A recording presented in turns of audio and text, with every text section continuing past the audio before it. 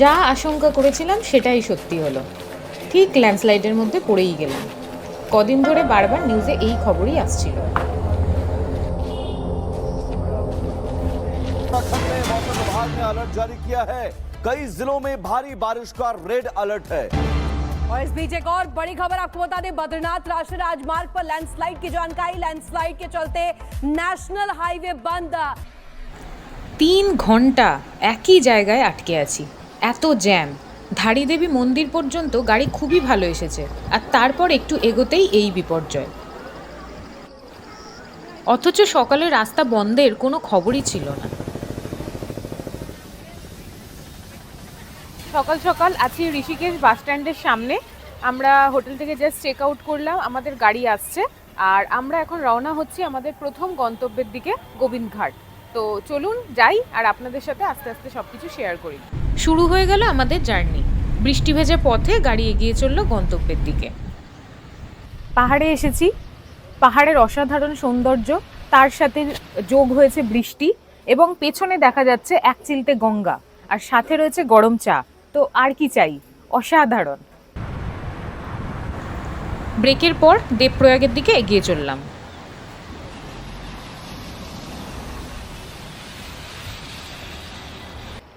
এখন আছি দেবপ্রয়াগে।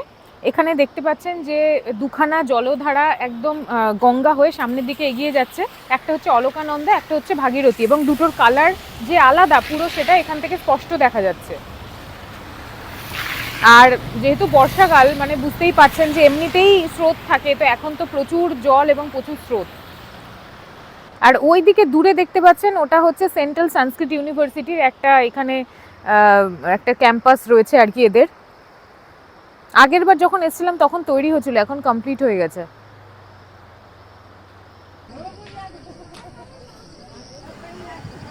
ধাড়িদেবীর মন্দির দর্শন করে 4 ঘন্টার ল্যান্ডস্লাইড বিপর্যয় মোকাবিলা করে আবার এগিয়ে চললাম।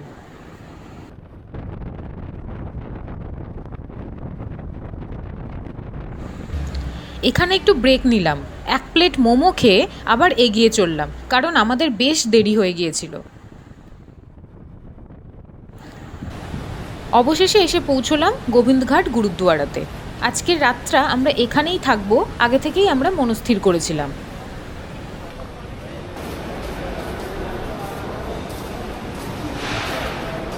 আর এই হলো রিসেপশন এরিয়া, যেখানে আপনাকে এসে রুম বুক করতে হবে।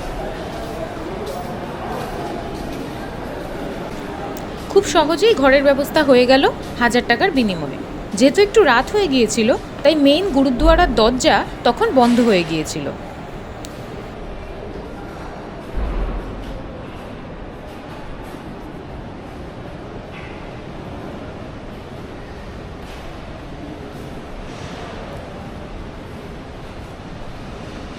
গোবিন্দঘাটে আমরা পৌঁছেছি আধ ঘন্টা মতন আগে, এখন রাত 9টা মতন হবে। আর এখন আমরা গোবিন্দঘাটে রয়েছি গুরুদ্বারাতে। এখন আমরা এখানে লঙ্গরের ব্যবস্থা আছে, তো সেখানে কেমন কি খাওয়া দাওয়া হচ্ছে এখন আপনাদেরকে চলুন সেটা দেখাই। ডিনারে ছিল রুটি, ভাত, ডাল, সুজি আর পায়েস। খাবার পর একটু হাঁটতে বেরোলাম, দেখে নিলাম গুরুদ্বারার আশেপাশের লাগোয়া গোবিন্দঘাটের ছোট মার্কেটটা। এই সামনে এটা দেখতে পাচ্ছেন, এটা হচ্ছে ক্লক রুম। তো যাওয়ার সময় যখন মানে আপনারা যাত্রা করতে চলে যাবেন, বা গোবিন্দঘাটে আপনারা হয়তো চাইছেন লাগেজটা রেখে কিছু লাগেজ নিয়ে তারপরে ভাঙ্গাড়িয়াতে যেতে, সেখান থেকে আপনারা বাকি ট্রেকিং করবেন বা বাকি যাত্রা করবেন, তো সেক্ষেত্রে আপনারা এখানেই আপনাদের লাগেজ রেখে যেতে পারেন। আমরাও কালকে তাই করবো, এখানে লাগেজ রেখে তারপর যতটুকু দরকার সেটা নিয়ে আমরা যাবো আর কি। সকাল সকাল ঘুম ভেঙে গেল। তারপর রুমের ভেতরে যে জানলাটা ছিল সেটা থেকে দেখলাম যে বাইরে কি সুন্দর পাহাড় দেখা যাচ্ছে, আর ওয়েদারও বেশ পরিষ্কার। বেরোনোর আগে ব্রেকফাস্ট আমরা লঙ্গর থেকেই সেরে নিলাম। তারপর ক্লক রুমে মেন লাগেজ জমা রেখে বেরিয়ে পড়লাম।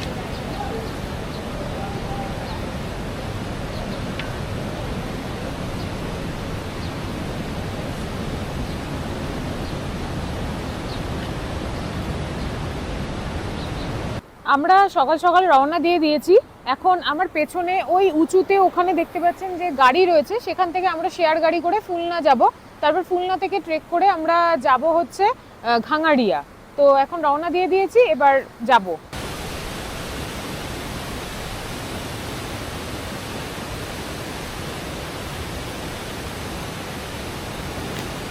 আজকে আমাদের গন্তব্য ঘাঙাড়িয়া। গোবিন্দঘাট থেকে পুলনা 4 কিলোমিটার রাস্তা। এই 4 কিলোমিটার যেতে শেয়ার গাড়িতে আপনার পড়বে জনপ্রতি 50 টাকা, আর পুরো গাড়ি ভাড়া করলে নেবে 500 টাকা। আমরা ফুলনা পৌঁছে গেলাম, এবার এখান থেকে আমরা হাঁটা শুরু করব। সামনে একটাই রাস্তা আছে, ওই রাস্তাটা ধরেই সবাই যাচ্ছে, তো ওটা ধরেই আমরাও এগোবো এবার সামনের দিকে। পুলনা পৌঁছে প্রথম একটি চেকপোস্ট পড়বে, সেখানে আপনার নাম নথিভুক্ত করতে হবে। আর যদি হেমকুন্ড সাহেবের রেজিস্ট্রেশন থাকে তাহলে ওটাও দেখালেও হবে। এখান থেকে শুরু হবে ট্রেকিং ঘাঙাড়িয়ার উদ্দেশ্যে। পুলনা পাহাড়ের কোলে অবস্থিত একটা খুব সুন্দর ছোট্ট গ্রাম।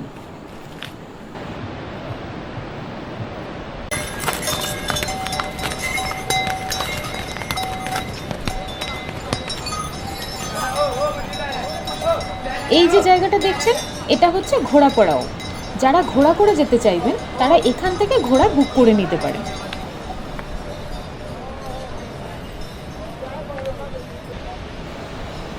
প্রকৃতি এখানে খুবই সুন্দর, আর বর্ষাকাল বলে পাহাড় যেন আরও বেশি সবুজ এবং আরও বেশি সুন্দর হয়ে উঠেছে।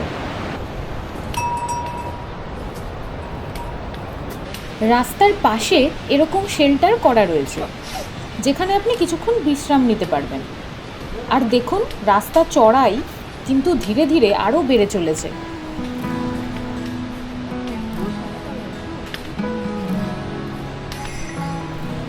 পুলনা থেকে ঘাঙাড়িয়া 9 কিলোমিটার রাস্তা। জানি না রাস্তা কতটা চড়াই বা কতটা সময় লাগবে, তবে শুরু যখন করেছি ধীরে ধীরে ঠিক পৌঁছে যাব।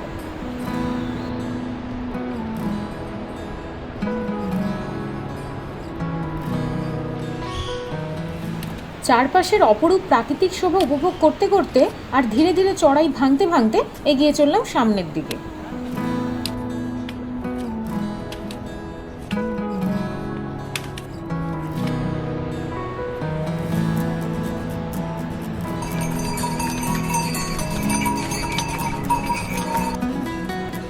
এই সময় যেহেতু হেমকুন্ড সাহেব যাত্রা চলছে, তাই এ পথে শিখ সম্প্রদায়ের মানুষের আনাগোনা একটু বেশি।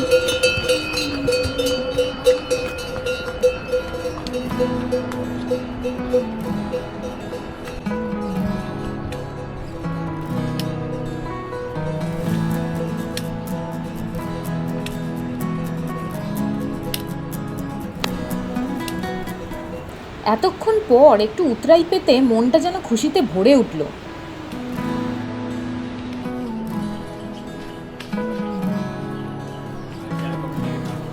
এখানে রাস্তার দুদিকে অনেক খাবারের দোকান রয়েছে। আপনি চাইলে আপনার ব্রেকফাস্ট এখান থেকেও সেরে নিতে পারেন। আবার কিছুক্ষণ বিশ্রাম নিয়ে কিছুটা এনার্জি সংগ্রহ করে সামনের দিকে এগোতে পারেন।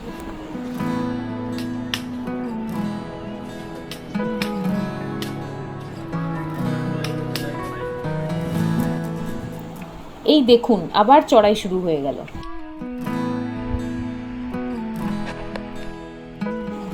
চারিদিকে জঙ্গল, আর এই জঙ্গলের মধ্যে দিয়ে ট্রেকিংয়ের রাস্তা। এই রাস্তায় সন্ধে বা রাত্রিবেলা না আসাই ভালো, কেননা অনেক রকম বন্য জীবজন্তুর ভয় এখানে রয়েছে।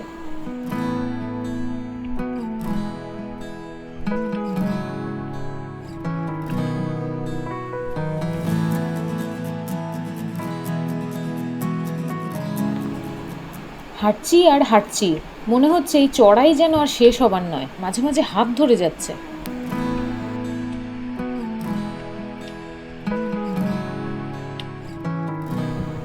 এরপর এলো এই ল্যান্ডস্লাইডের মতো এরিয়াটা। এটাকে সাবধানে পার করে আবার সামনের দিকে এগিয়ে চললাম।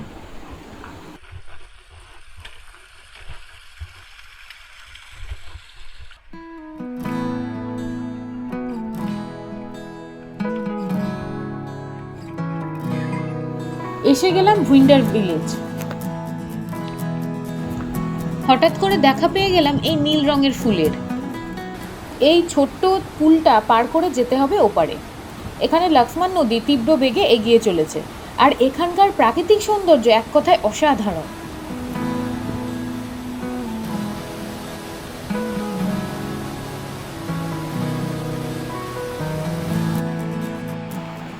আমরা এই আপার পুলের রাস্তায় চলে এসেছিলাম। এখান দিয়ে আমরা নদী পার হই। এখান থেকে আমরা একটা বার্ডস আই ভিউ পাই, যেটা সত্যিই কোনোদিন ভোলার নয়। প্রকৃতি এখানে নিজস্ব রূপ রং সাজিয়ে আপনার মনের লেন্সে ধরা দেবার জন্য অপেক্ষা করছে। আপনি শুধু আসুন আর এই প্রকৃতিকে উপভোগ করুন।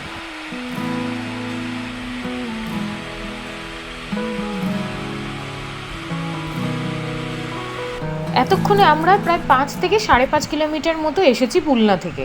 এখনও আমাদেরকে 3.5 থেকে 4 কিলোমিটার যেতে হবে, তবে আমরা ঘাঙাড়িয়া পৌঁছবো।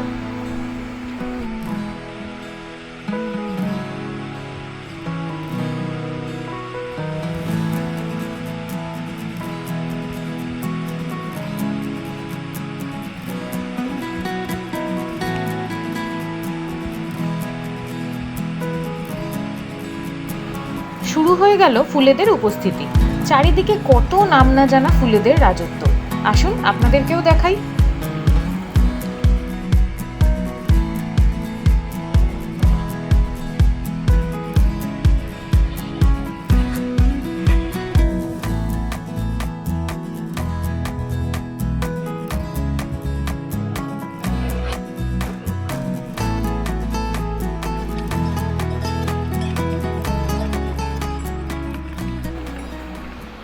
আবার শুরু হলো চড়াই। কিছুটা উঠে আবার দাঁড়িয়ে একটু দম নিয়ে আবার ধীরে ধীরে এগিয়ে চললাম।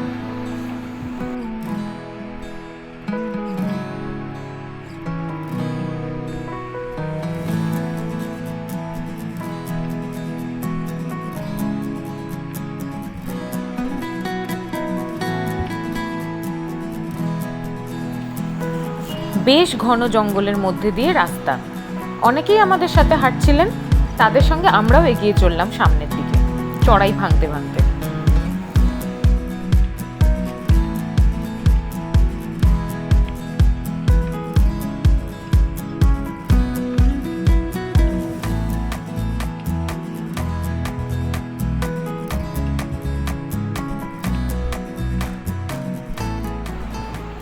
এখানে এই যে দেখতে পাচ্ছেন পাহাড়ের গায়ে অনেক মৌচাক হয়ে রয়েছে, আর সকলে বলে এখানে মধু খাবার লোভে নাকি বন্য ভালুকেরা মাঝে মধ্যেই আসে।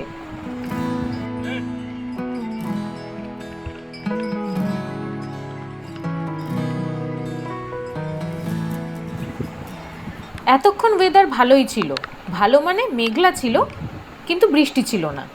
কিন্তু এবার শুরু হলো টিপটিপ করে বৃষ্টি। গায়ে ঝটপট রেনকোটটা চাপিয়ে এগোতে থাকলাম। তবে মনে হচ্ছিল ঘাঙাড়িয়া খুব একটা বেশি দূরে নেই, এই হয়তো 1.5 কিলোমিটার মতো হবে। বেশ দূর থেকেই দেখতে পেলাম ঘাঙাড়িয়া। চারিদিকে মেঘ ভর্তি পাহাড়, বৃষ্টি, আর দূরে সাদা সাদা ক্যাম্পের মতো ছোট ছোট থাকার জায়গা।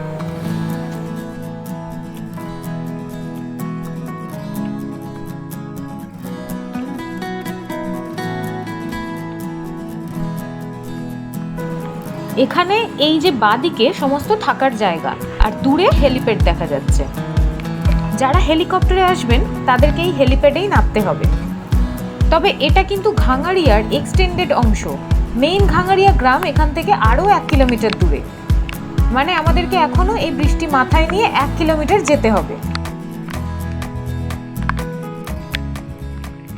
আবার একটা চড়াই অতিক্রম করবার পালা।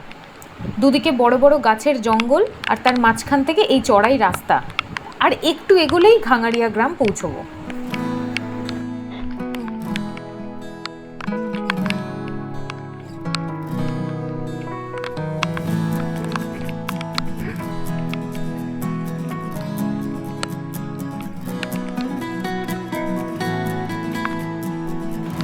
অবশেষে ঘাঙাড়িয়া পৌঁছলাম। মনে একটা স্বস্তি নিয়ে এই যে 9 কিলোমিটার চড়াই অতিক্রম করে শেষমেশ আমাদের বেস পয়েন্ট চলেই এলো। ঘাঙাড়িয়া তখন বৃষ্টিতে ভিজছে, চারিদিকে একটু কুয়াশা কুয়াশা ভাব, আর তার সাথে বৃষ্টি।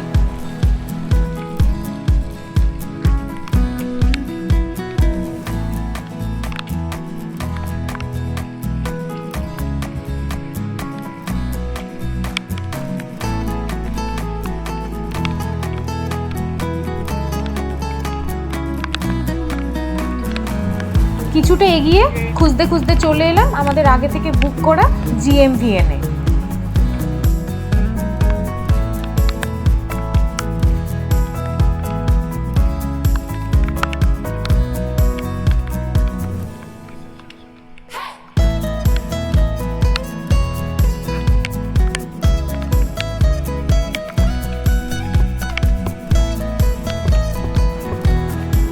আমরা বুক করেছিলাম ডিলাক্স হার্ট, আর সেখানেই রিসেপশন থেকে আমাদেরকে রুমে পাঠিয়ে দেওয়া হলো।